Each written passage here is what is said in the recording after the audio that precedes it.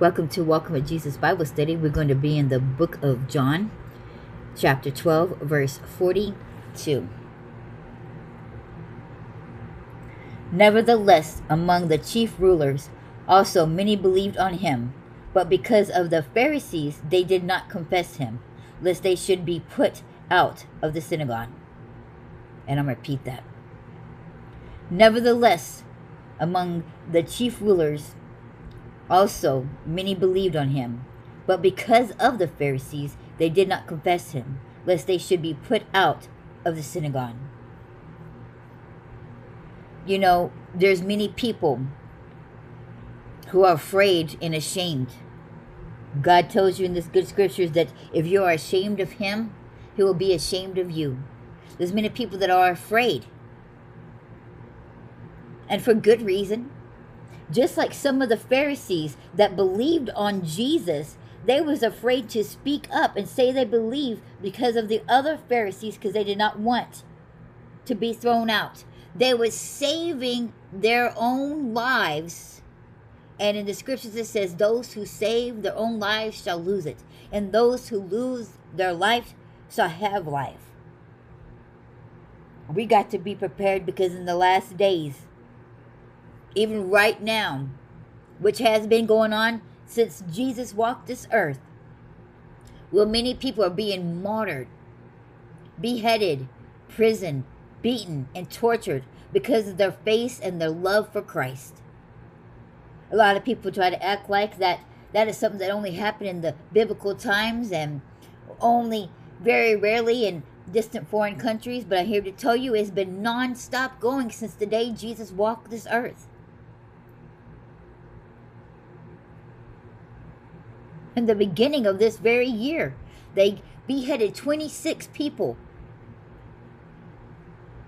I don't know if a lot of Christians know about this, but in honor of the martyrs, I don't know what day it is, I forgot, but people wear orange because they had all of them lined up in orange jumpsuits and then behead them in support of their families, to show love and appreciation. But orange, you know how everybody wears certain colors to support, and they have this month to support this. Well, they don't really have a month per se, but I know that I'm going to have to try to figure out and make a post on that so that other people know. But you were to wear orange to show support and love for the people who are martyred for Christ. But still very strong to this day. Many people are beheaded. They are tortured. The women are raped in prison. Families are separated. Oh, when they're taking babies. And it's not just for preaching the word of Christ out. Many people are having this happen to them for simply owning a Bible. And if you think that it doesn't concern you because you don't live in that country or in that place, better watch out, because it's coming here, and it's coming here fast. Faster than you could almost blink your eyes. You know how the media loves, and the news love to be hush-hush. And they only tell something when they gotta tell it. And you best believe it, when they told it, they act like it's just now happening and it's just now news. But it's been going on for years. So imagine how long this has been going on, and it's just now, seems like it's sneaking up on you. You best believe it's been going on for a while. Just nobody had the gall to speak up. In the scripture it also says that in the end of times that many people, to save their own life. You know, Peter did that very thing. He saw what they was doing to Jesus, and so to save his own life, he denied Jesus 3 times. But just hours before that, he spoke these very words to Jesus. As we all do, God, I would die for you, I love you. But when it comes down to it, would you really? Because Peter chickened out 3 times. Just hours after he just declared to Jesus to his face. We don't see Jesus and we make these promises. Peter said it to his face.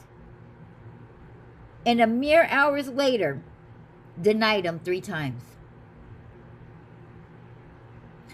How many of you, is your faith going to be strong enough to outlast Are you willing to give your life for Christ? You know, these people make these posts, and I can see where they might think they're doing good, but it's also very shameful and kind of rude when they're making those posts of, you know, acting like they're about to get arrested and having all these Bibles on them, almost making a joke out of it. Do you not realize how many people are literally imprisoned for having these Bibles? And everybody's making these so-called sort of jokes out of it with these posts. So, oh, look at me. That's because you're not threatened. It's just, oh, if there was, oh, I would, but many of you, when you come down to it, would not. You would save your soul. You know, there's a reason why there's such thing as called rats. You know how many people that are in mobs and in drug dealers and stuff, but they say, oh, I would never rat out. I'd never rat out. And they do it to save their own life, knowing that if the mob was to get a hold of them, they were for sure dead. Either way, they're dead, but they still rat.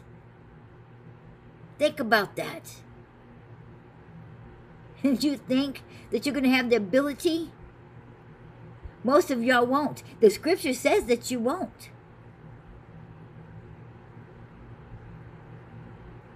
And these posts on here, people are just making light of these situations that people are actually living and going through.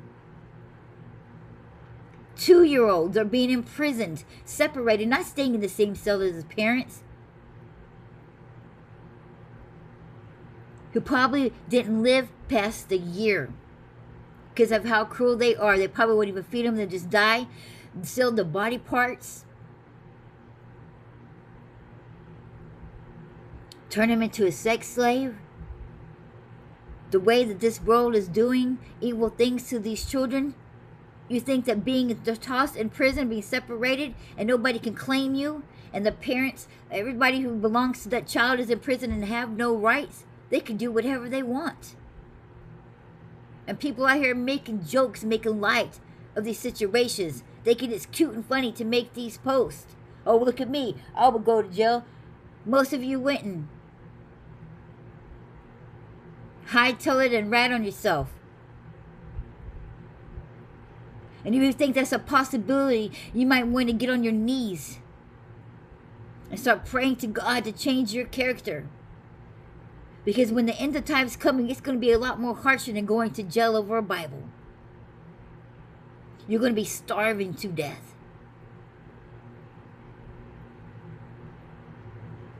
Jacob's brother started with his heritage, his birthright, which is what we have. We have heritage up in heaven, our birthright. And many of us, near the ends of times, because we won't have no food, will sell our own birthright for a bowl of stew.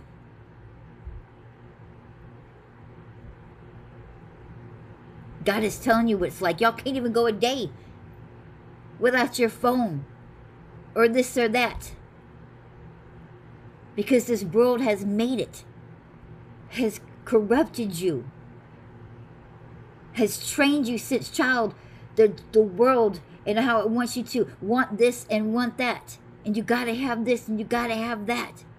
If you don't have this type of clothes or this name brand, you're being bullied or you're being made fun of. It's making you want these things. So it changed your whole character and you don't even realize it.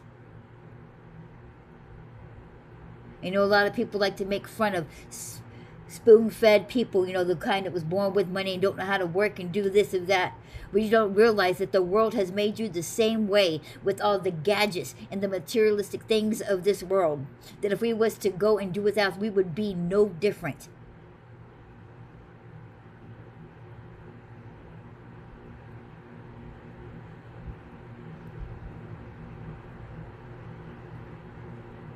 Fear and betrayal is real. When it says in the scripture that this lifestyle, to choose to follow Christ, is not going to be easy and there will be suffering.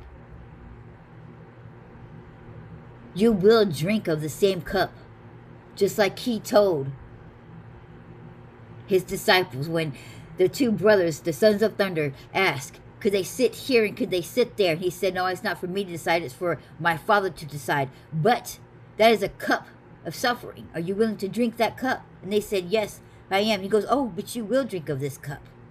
When you choose to follow Christ, you choose to accept that cup and to drink the same cup of suffering. Are you prepared? Are you ready? It's time to take a good look inside yourself and your character. Are you going to be a little hesitant at first like Peter, but then realize, oh my goodness, Peter changed his character.